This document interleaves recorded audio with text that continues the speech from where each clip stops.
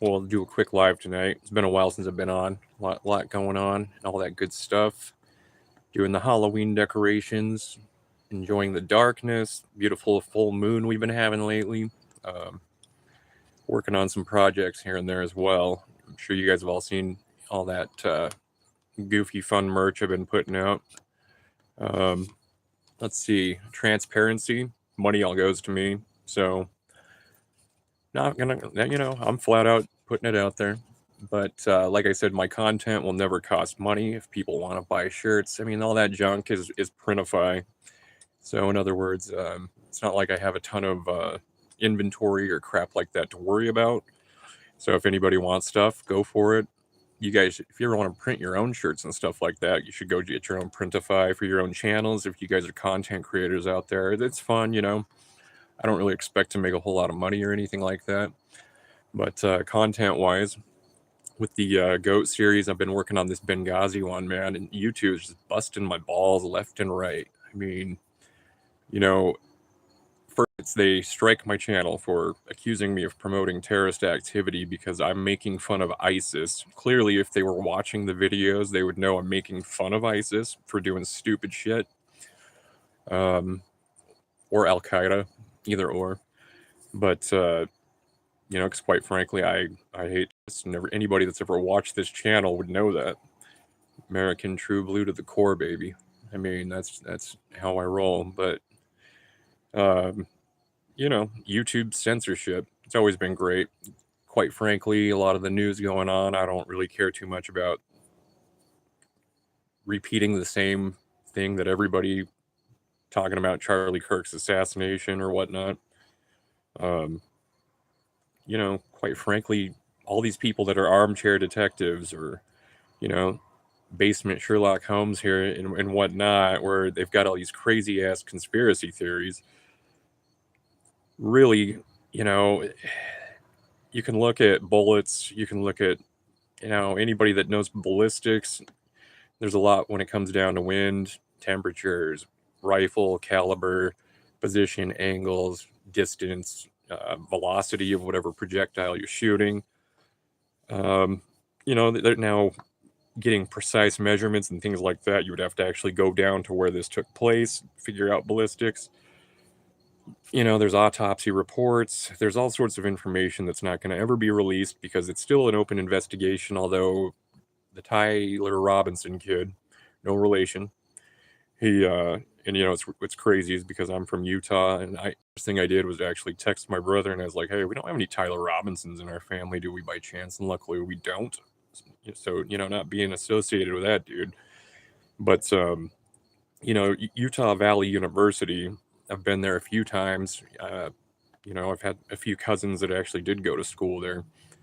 It's pretty sad, whatever the case may be, and it's not even so much.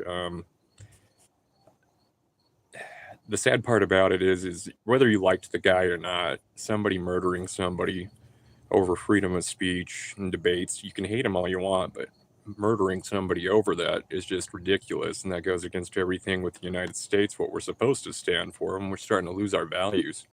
Um, you know, there are things that I've noticed lately. I don't know if anybody's familiar, but there's a fun content creator. His name's Johnny B. Southern guy. He talks bluegrass, a lot of firearm content. And, more of your conservative type dude and Christian and whatnot. But he said, Americans need to start doing some American things again. Whether it be, I don't know, if you're into Boy Scouts or your kids are into Boy Scouts, go out shooting, go out backpacking, take your feet off and just put your feet on the ground and onto the actual earth itself, kind of ground yourself out. And supposedly, that my wife's into a lot of that type of stuff, and it helps, people gain balance again and whatnot, which, it's, I believe it, to be honest with you. I've tried that out, but it's been going on to different parts of the state. We have beautiful national parks here in South Dakota. My folks actually are out visiting, so it's been kind of cool taking them around. My kids seeing grandma and grandpa is always a blast. It's just we all get old and don't see each other as often as we'd like, but it's been really great. But doing American things, I mean, for me, putting up Halloween decorations, man. You know, my kids are getting to the point where they're almost done with this stuff, and it's not cool to hang out with mom and dad. But I'll tell you what, man, I enjoy doing all the holiday stuff, regardless, kids or not. The neighborhood kids, you know, drop in, trick or treat, or whatever.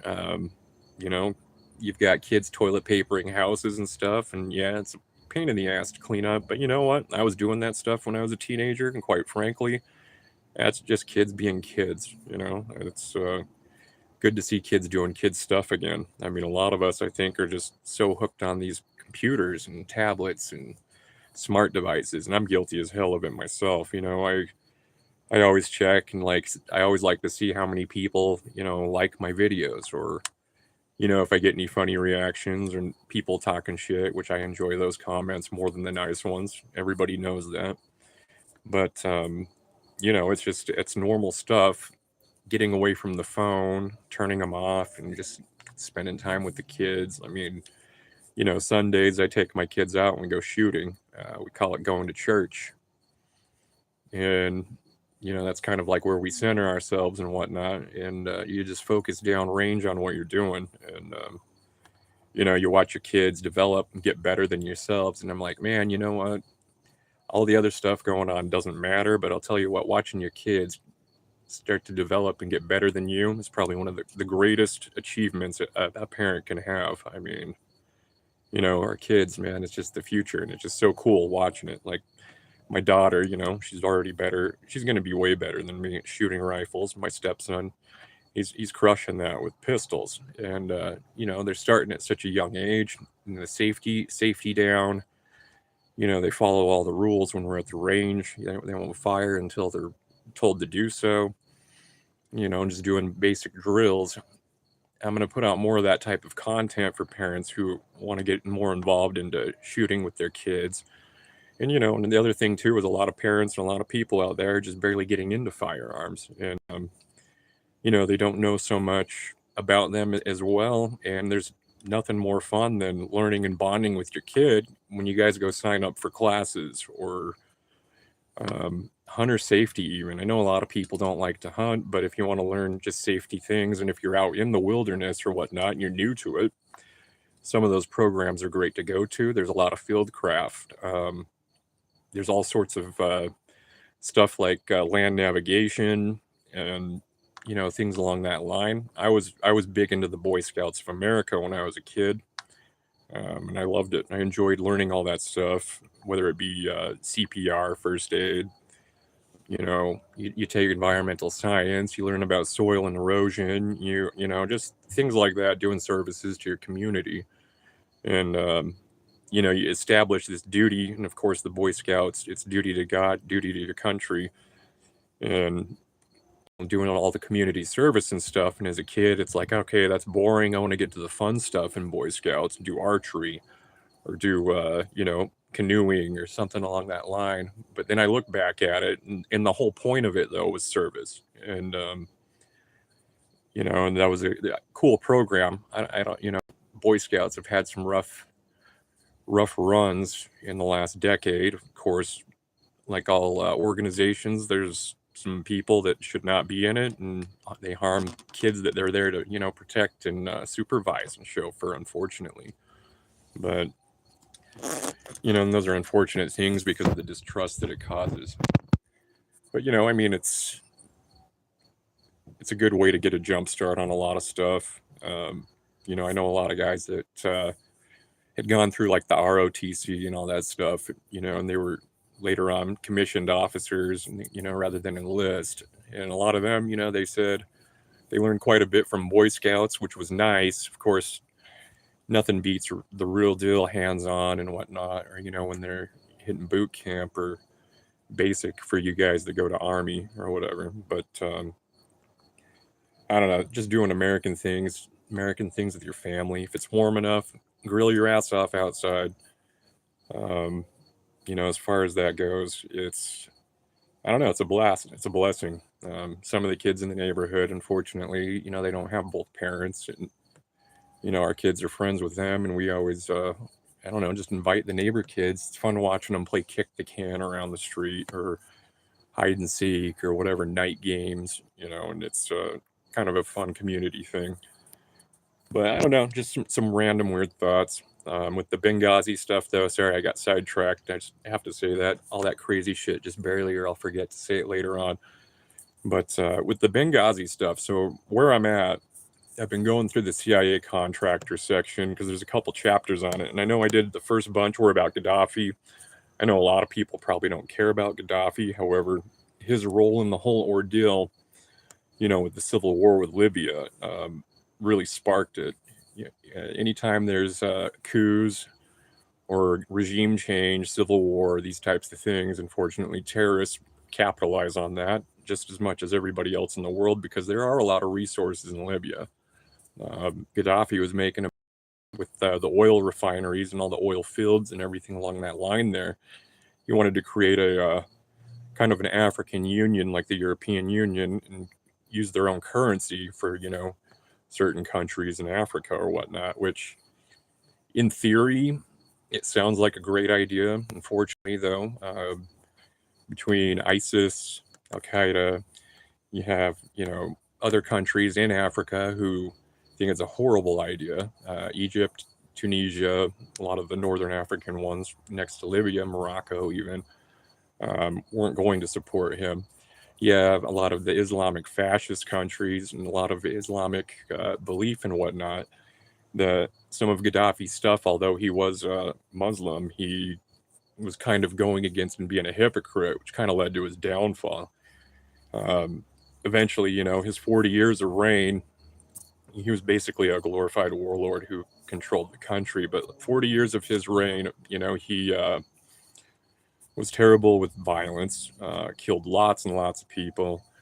A lot of essays going on with women there, and people just violation of human rights. When they had finally caught him, he was in a culvert in a construction site. They dragged him out. Some guys rear-ended him with a bayonet insertion times that way. He got hit with grenade frag in the head, they say. And here's the crazy part. YouTube, you won't find the video. If you go to, I believe, military.com, you can go to, if you have a VPN, you can check other news networks that document and record. There's actually a video somebody had filmed of the whole incident where they caught him, beat the snot out of him, stabbed him a bunch, blew him up, whatever. If you're into seeing that stuff, I watched it because I wanted to make sure I could really talk about the full context of it in my YouTube video. Clearly, I won't be showing it. And in the clips that have been out so far, you'll see Gaddafi when they're kind of carrying him to the truck to take him to the hospital or whatever, and his head's all jacked up and bleeding. But, his reign ended, and that's when, terrorist organizations moved in. It was kind of like, Afghanistan with the Taliban. It's, in the 80s, the United States helped train people out there, and, with the Russians or Soviet Union at the time, it was pretty war-torn, beat up, difficult, a lot of poverty, no real order with exception to the warlord territories. That's kind of what Libya was turning into. Gaddafi's tribe, was on top for the long time, but, that's kind of where we're at. But with the operators, talk a little bit about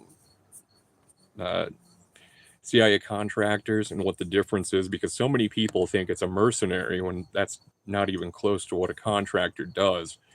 There are mercenaries, there are companies that do mercenary work, but CIA contractors are not doing assaults, they're in a defensive position. And that's why, for instance, with the Blackwater 5, there was so much controversy because they killed 17 people or 14, I can't remember exactly off the top of my head. But they were running a security detail. Unfortunately, you're a reactive force when you're on these types of positions. The government's very strict on regulating this, even though a lot of people will differ. There's a lot of good guys that go out and do government contracting, and I've spoke with quite a few, and they're not out there being the aggressors. They're not out there fighting in the war. They provide security details. They have their principle, which is whatever they're protecting or, any types of assets that they can develop, or communication with people who have knowledge and info on what exactly is going on in certain areas. But it sets the stage for the CIA contractors that were in Benghazi at the time. A few of you guys, I know a lot of you actually watch Sean Ryan. He's had a few people on there. Tonto, what's the other dude's name? Tig, and then Oz, and all their real names I can't remember off the top of my head. But you hear those guys' stories and events, and like the crazy thing about it is all of them match up very well. What I did like is it was different, and points of view were different depending on which of the three contractors that have been interviewed we're talking about. But at the same time, their stories all add up and sync pretty well together. They all have differing attitudes. They don't exactly all get along, but they were a bunch of men who were trained either Marines or in the United States Army, law enforcement, and whatnot. So that's three different, a bunch of diverse training as far as combat and whatnot. But during this terrible event where our ambassador was murdered or assassinated, they pulled it together. They went out. They weren't going to allow any more Americans to die. Unfortunately, there were 3 others killed in that incident. There's a lot of politics and dirty stuff like that took place afterwards and took place before and during. And there's a lot of hatred, between people in the special operations community from what I've researched, read, heard from people's accounts, reports, and whatnot. But we'll get into all that. I know it's kind of boring at the first, but it sets the stage, and it makes it a lot easier for people to understand. I don't know if the movie really ever covered more of the Civil War before what had happened exactly that day on 9/11 of 2012, but there was a large chain of events, and Gaddafi's death was just barely the beginning of it within that year time frame. Of course, 9/11 being a very significant day for Americans, one of the worst days of my life, and most Americans will look at that and remember it forever, that were alive and conscious and old enough to. But I'll get that out. I'll have more shooting videos out as well, and we'll go from there, guys. But yeah, anyways, we'll have more content again, and you guys take care. Enjoy your Friday evening.